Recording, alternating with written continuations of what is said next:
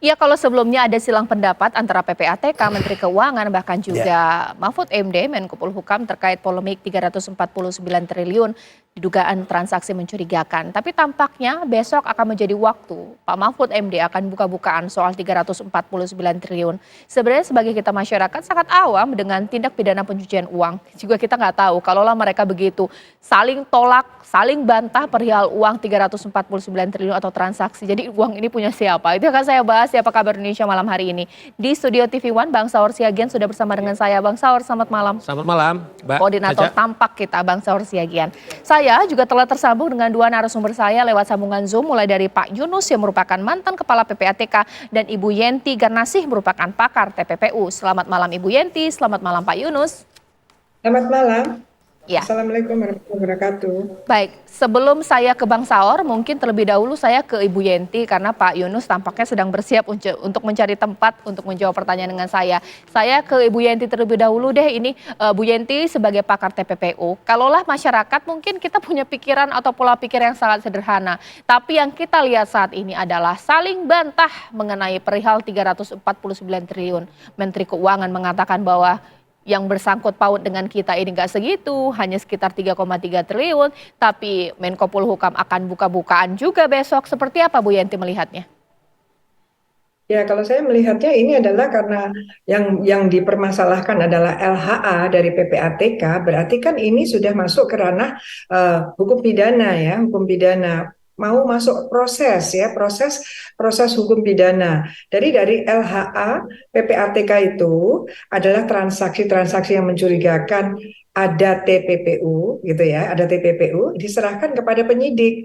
Nanti penyidiklah yang akan menentukan apakah dari LHA itu ada TPPU-nya dan tindak pidana asalnya apa gitu ya. Makanya yang namanya transaksi mencurigakan itu kan dari lembaga keuangan dulu, lembaga keuangan apakah itu bank, apakah itu asuransi, apakah itu money changer dan lain sebagainya. Itu kalau ada transaksi 500 juta atau lebih atau berapapun yang mencurigakan yang tidak sesuai dengan profil dilaporkan kepada PPATK, disampaikan pada PPATK transaksi yang mencurigakan. Oleh PPATK diolah, jadilah yang namanya LHA ini yang sekarang kita bahas. Artinya apa? Sudah ada kecurigaan yang kemudian sudah didalami oleh PPATK, yang menurut PPATK ada dugaan pencucian uangnya. Kemungkinannya ada pencucian uang, tetapi apakah itu tindak pidana pencucian uang apa tidak, itu nanti akan diserahkan kepada penyidik karena memang PPATK bukan penyidik tindak pidana pencucian uang, tetapi hanya membantu yang menemukan data pertama kali bahwa ada kecurigaan transaksi yang mencurigakan, transaksi yang berasal dari hasil kejahatan. Jadi saya sampaikan di sini bahwa yang namanya tindak pidana pencucian uang adalah ketika siapapun, apakah itu orang, apakah itu korporasi yang menggunakan hasil kejahatan, yang mengalirkan hasil kejahatan, yang membayarkan dengan hasil kejahatan.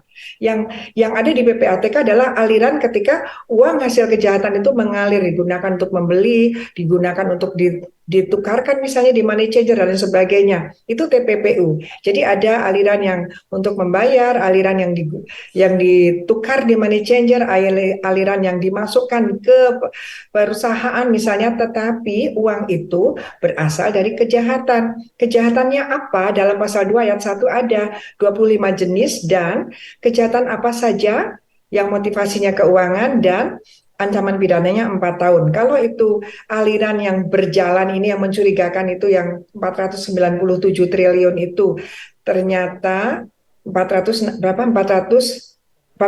ya, 349 triliun itu ternyata dari hasil kejahatan yang ada di pasal 2 ayat 1, berarti ada TPPU dan kejahatan itu. Jadi tidak mungkin kalau dari PPATK bukan dugaan pencucian uang dari PPATK, tinggal nanti penyidiknya yang lihat diserahkan kepada penyidik yang menilai. Jadi tidak bisa Menteri Keuangan mengatakan bahwa hanya ada 3,3 saja. Ini sudah ranahnya proses hukum, proses dari mau ke lidik gitu ya. Jadi bukan proses policy yang boleh dibahas antar lembaga. Ini sudah proses hukum. Saya kira Bang Saur pasti akan paham sekali tentang ini. Oke, sekarang saya ke Pak Yunus. Pak Yunus, mudah-mudahan saya bisa bertanya dengan baik ya dengan Pak Yunus ya. Pak Yunus, Ya, Ya, ya, boleh ya Pak. gimana? Kalau tadi Ya, ya. Ibu Yenti kan menjelaskan bahwa alih-alih kemudian menjelaskan kepada publik mengenai perihal 349 triliun bahkan juga saling bantah, harusnya ya langsung saja ini langsung selidiki ini uang dari mana, bentuk proses pencucian uang seperti apa. Ini seperti apa Pak Yunus menjawabnya? Jadi angka 349 itu terdiri dari 3 komponen sesuai dengan penjelasan PPATK dan Kementerian Keuangan dan juga kemarin di DPR Bu Menteri Keuangan. Pertama yang 3,3 menyangkut personil Kementerian Keuangan sudah ditindaklanjuti. Apakah ada pidana asal cuci uang? Ya, kita dengar dari Irjen apakah ada diteruskan ke penegak hukum. Yang kedua, LHA yang terkait dengan tindak pidana perpajakan dan TPPU yang berasal dari perpajakan. Apakah ada? Ada. Jadi seingat saya sudah ada 17 yang sampai ke pengadilan. Sebagian saya menjadi ahli kasus ini di pengadilan. Ada korporasi, ada individu. Yang ketiga, kasus tindak pidana kepabeanan dan tindak pidana cukai. Penyidiknya hanya Direktorat Jenderal Bea Cukai. Kalau pajak hanya pajak yang menyidik. Nah, yang ketiga ini ada cuci uang juga. Ada. Saya berapa kali menjadi ahli tindak pidana cukai dan cuci uang di Boyolali, misalnya 2 kali. Penyelundupan ada di Bandung, ada di beberapa tempat yang lain. Jadi 349 itu 3 komponen tadi. Apakah ada pegawai Kementerian Keuangan ikut bermain pada waktu TPPU berasal dari pajak, TPPU berasal dari kepabeanan atau cukai? Mungkin saja, tapi kita belum tahu. Lalu harus diapakan oleh eh, instansi yang menerima laporan ini, dalam hal ini Menteri Keuangan? Seharusnya dilakukan penyelidikan oleh penyidik pajak, penyidik bea cukai. Untuk yang 2 kelompok lain ya, tindak pidana pajak dan tindak pidana kepabeanan dan cukai. Dicarilah bukti permulaan. Menurut KUHAP dan putusan MK, bukti permulaan itu ada 2 paling tidak. 2 alat bukti yang sah yang menunjukkan adanya tindak pidana yang terjadi dan adanya calon pelaku. Nah, penyelidikan ini memperjelas apakah ada pidana apa tidak dan apakah ada calon pelakunya. Baik. Kalau sudah ada 2 bukti permulaan dari unsur yang diduga dilakukan oleh si pelaku, maka bisa dinaikkan menjadi penyidikan. Penyidikan ya, sudah ada tersangkanya. Nah, nanti kalau udah lengkap baru diserahkan ke penuntut umum ya, untuk diserahkan ke pengadilan dalam proses peradilan. Itulah proses yang kita harapkan. Karena PPATK sendiri yang disampaikan itu bukannya transaksi yang mencurigakan. Keliru kalau bilang yang disampaikan itu transaksi yang mencurigakan. Transaksi yang mencurigakan hanya disampaikan oleh penyedia jasa keuangan kepada PPATK, disimpan di PPATK. Ya. Produk PPATK itu ada analisis, ya, hasil analisis, ada hasil pemeriksaan, ada informasi, dan ada rekomendasi. Dalam hal ini yang diserahkan adalah laporan hasil analisis. Baik. Apa follow up dari penegak hukum? Ya penyelidikan. Oke. Jadi kalau kita umpamakan permainan bola, PPATK itu sebagai playmaker. Dia midfielder atau gelandang yang memberikan umpan kepada penyidik. Seluruh penyidik boleh menyidik TPPU. Umpannya bisa diberikan, bisa baik, bisa tidak. Tapi seharusnya striker itu, kalau udah diberikan umpan seperti itu, harus melakukan penyelidikan mencari bukti permulaan yang cukup tadi ya. Oke, Jadi baik. bukti permulaan, apakah ada pidana, apakah ada calon pelakunya. Jangan sudah diberikan nanti dilakukan katakanlah klarifikasi. Karena yang nama analisis PPATK berbeda dengan LHKPN. LHKPN itu self assessment, kalau hasil analisis ini pekerjaan pakar, pekerjaan ahli, analis-analis kami di PPATK. Berdasarkan database, berdasarkan LHKPN dan lain-lain. Jadi udah setengah mateng. Tinggal dicari bukti permulaannya saja untuk menjadi kasus pidana, menjadi goal di pengadilan. Gitulah kurang lebih, Mbak. Makasih banyak. Iya, Bang Saur, kira-kira besok Pak Mahfud akan buka-bukaan apa ya? Mengingat bahwa ini akan head to head antara Mahfud MD dengan anggota DPR, bahkan 3 yang ditantang oleh Pak Mahfud besok. Saya kira tadi Pak Yunus sudah memberikan sesungguhnya semacam gambaran besar tentang bahwa yang diperintahkan oleh undang-undang untuk dugaan pencucian uang itu adalah PPATK. Ya toh? Nah, angka 349 triliun itu bukan dari Pak Menko, tetapi adalah laporan hasil analisa daripada PPATK. Cuman kan Mbak Caca jangan lupa mengapa misalnya ini terbongkar, jangan lupa juga kasusnya Rafael Alun yang LHA-nya hanya 50 miliar, ternyata diduga hampir setengah triliun. dan kemudian Pak Mahfud kemudian bahkan membongkar ada deposit safety di Bank Mandiri itu sekitar 37 miliar. Dan ini harus kita apresiasi, dan publik saya kira berkepentingan apakah si Alun pegawai KPK bermain sendiri atau kelompok yang lain. Nah, soal pertanyaan Mbak Caca, mengapa menyebut? Memang menurut saya bisa pahami apa perasaan daripada Prof Mahfud. Saya sebagai pengacara Mbak Caca, DPR dengan pemerintah itu kan satu level. Tapi lihat cara tindakan daripada anggota DPR itu. Misalnya bukan saja sebagai mitra, tetapi menempatkan saudara PPATK, ketua PPATK sebagai terdakwa. Itu yang saya lihat. Misalnya ini kau jawab aja pertanyaan begitu. Apakah itu mitra? Makanya dugaan saya kenapa Pak Mahfud mengatakan kami bukan bawahan. Tetapi memang cara-cara Komisi 3 itu menurut saya arogan. Tidak menempatkan PPATK sebagai mitra. Dan kelihatan kan sekarang akhirnya akibat ancaman daripada Komisi 3, kemudian yang mengancam, kemudian melakukan tindakan hukum.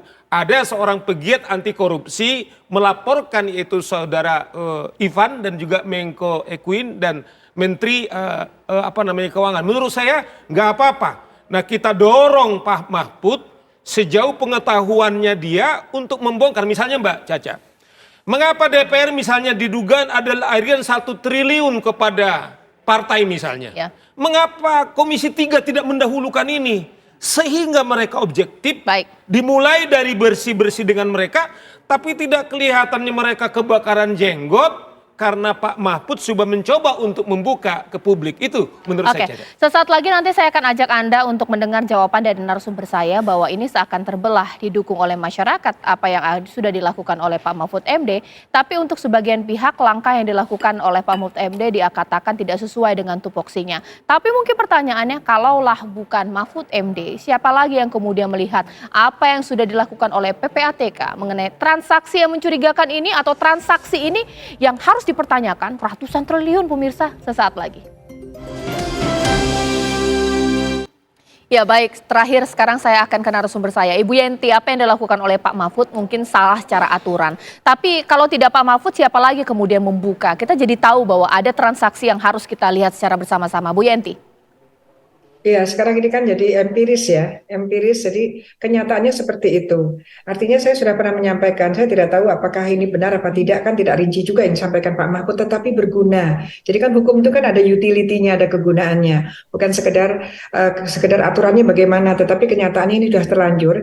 Jadi apapun yang setelah disampaikan Pak Mahfud 346 triliun itu harus betul-betul dilakukan proses hukum, yaitu masuk ke lidik. Apakah ini menjadi peristiwa hukum pidana TPPU dan didapatkan kejahatan asalnya ataukah memang tidak, dan kalau iya langsung penyidikan, langsung proses, dan ini harus cepat. Karena apa, ini sudah tidak bagus ya, ada masalah proses hukum tetapi ditarik-tarik, apalagi kalau sampai dipolitisasi, itu sangat tidak mungkin. Ini harus betul-betul diselesaikan secara hukum pidana, secara peradilan pidana, karena memang berangkat dari tindak pidana pencucian uang, dan PPATK itu sendiri adanya dalam Undang-Undang Tindak Pidana Pencucian Uang gitu. Jadi ini betul-betul masalah tindak pidana pencucian uang yang ada tindak pidana asalnya. Dan harus clear kepada masyarakat. Baik, sekarang saya ke Pak Yunus. Pak Yunus, apa yang nanti akan disampaikan oleh Pak Mahfud kepada DPR ini juga benar tidak sih? Ya harus clear, harus jelas seperti apa? Jadi ini terkait dengan pasal 11 Undang-Undang 8 tahun 2010. PPATK, pejabat lain, penyidik, penuntut umum, even hakim, termasuk Pak Mahfud ya. Kalau memperoleh informasi karena jabatannya, dia bisa teruskan kalau bukan untuk keperluan dinas ya. Kalau dalam rangka tugas boleh, kalau enggak sih enggak bisa. Itu yang pertama ya. Yang kedua, kalau yang disampaikan itu hanya agregat saja, statistik, gelondongan, enggak menyebut nama bank pelapor, enggak menyebut nama si terlapor ya. Hanya menyebut jumlah laporan. Kalau menurut saya sih enggak masalah. Karena tidak ada privacy yang dilanggar di situ ya.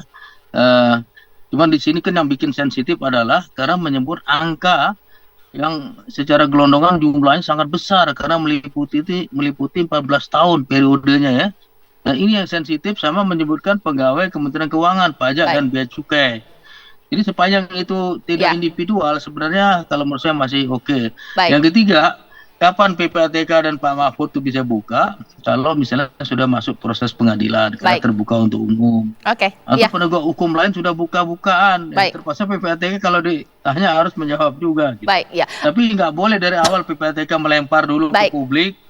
Kalau sifatnya hanya Baik, Pak Yunus. spesifik nggak bisa. Tapi kalau hanya gelondongan statistik, misalnya berapa LHA total sekian, Baik, Pak Yunus. sekian, saya kira nggak masalah Baik. kalau yang sifatnya global gitu. Versi Pak Yunus seperti itu bahwa ada aturan. Tapi kalau dari Bang Saur, Pak Mahfud, buka aja jelas-jelas, sebut nama nanti iya besok. kan tadi Pak Yunus Hussein sebagai ketua PPATK, siapa lagi kalau bukan PPATK? Angka itu adalah muncul dari gelondongan tadi istilah Pak Yunus Hussein. Tidak ada disebut di sana.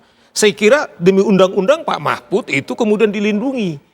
Nah, yang kita justru agak aneh DPR, keinginan rakyat adalah bagaimana tindak pidana uang apalagi di DPKU, kemungkinan besar korupsi supaya dituntaskan, tapi kesannya DPR nutup-nutupi. Nah, kita ada wakil rakyat kita, malah publik mengatakan malah menutup-nutupi. Nah, oleh karena itu kita akan dukung Pak Mahfud, kita akan datang ke DPR besok untuk memberikan dukungan kepada dia.